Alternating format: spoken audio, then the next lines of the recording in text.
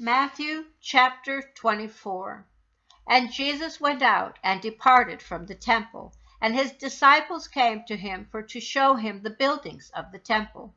And Jesus said unto them, See ye not all these things? Verily I say unto you, there shall not be left here one stone upon another that shall not be thrown down.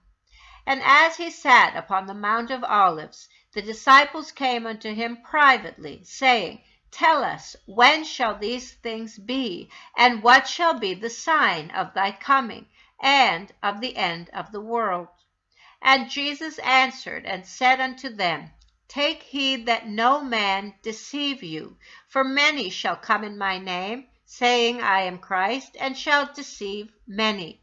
And ye shall hear of wars and rumors of wars. See that ye not be troubled, for all these things must come to pass, but the end is not yet. For nation shall rise against nation, and kingdom against kingdom. And there shall be famines and pestilences and earthquakes in divers places. All these are the beginning of sorrows.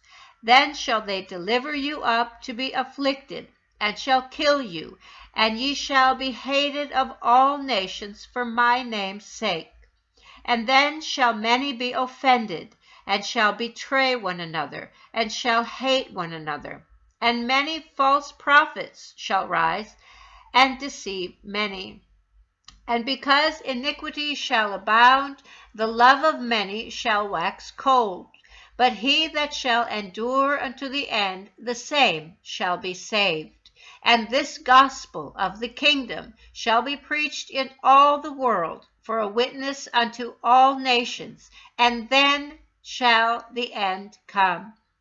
When ye therefore shall see the abomination of desolation spoken of by Daniel the prophet stand in the holy place, whoso readeth, let him understand. Then let them which be in Judea flee into the mountains. Let him which is on the housetop not come down to take anything out of his house, neither let him which is in the field return back to take his clothes. And woe unto them that are with child, and to them that give suck in those days. But pray ye that your flight be not in the winter, neither on the Sabbath day. For then shall be great tribulation, such as was not since the beginning of the world to this time, no, nor ever shall be. And except those days should be shortened, there should no flesh be saved. But for the sake of the elect, those days shall be shortened. Then if any man shall say unto you, Lo, here is Christ, or there, believe it not. For there shall arise false Christs and false prophets, and shall show great signs and wonders, insomuch that, if it were possible, they shall deceive the very elect.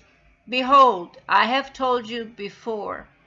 Wherefore, if they shall say unto you, Behold, he is in the desert, go not forth. Behold, he is in the secret chamber, believe it not. For as the lightning cometh out of the east, and shineth even unto the west, so shall also the coming of the Son of Man be. For wheresoever the carcass is, there will the eagles be gathered together. Immediately after the tribulation of those days shall the sun be darkened, and the moon shall not give her light, and the stars shall fall from heaven, and the powers of the heavens shall be shaken. And then shall appear the sign of the Son of Man in heaven.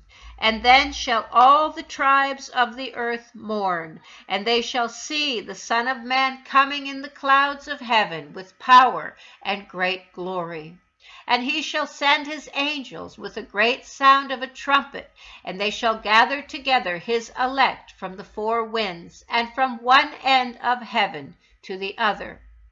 Now learn a parable of the fig tree. When his branch is yet tender, and putteth forth leaves, ye know that summer is nigh. So likewise ye, when ye shall see all these things, Know that it is near, even at the doors. Verily I say unto you, this generation shall not pass till all these things be fulfilled. Heaven and earth shall pass away, but my words shall not pass away. But of that day and hour knoweth no man, no, not the angels of heaven, but my Father only. But as the days of Noah were, so shall also the coming of the Son of Man be. For as in the days that were before the flood, they were eating and drinking, marrying and giving in marriage, until the day that Noah entered into the ark, and knew not until the flood came and took them all away. So shall also the coming of the Son of Man be. Then shall two be in the field, the one shall be taken and the other left. Two women shall be grinding at the mill, the one shall be taken and the other left. Watch therefore, for ye know not what hour your Lord doth come. But know this, that if the goodman of the house had known in what watch the thief would come, he would have watched, and would not have suffered his house to be broken up.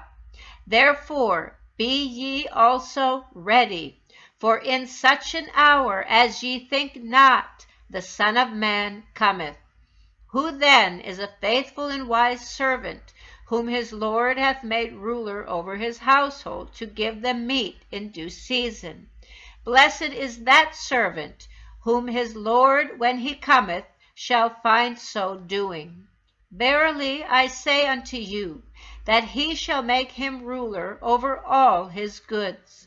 But, and if that evil servant shall say in his heart, my Lord delayeth his coming, and shall begin to smite his fellow servants, and to eat and drink with the drunken, the Lord of that servant shall come in a day when he looketh not for him, and in an hour that he is not aware of, and shall cut him asunder, and appoint him his portion with the hypocrites.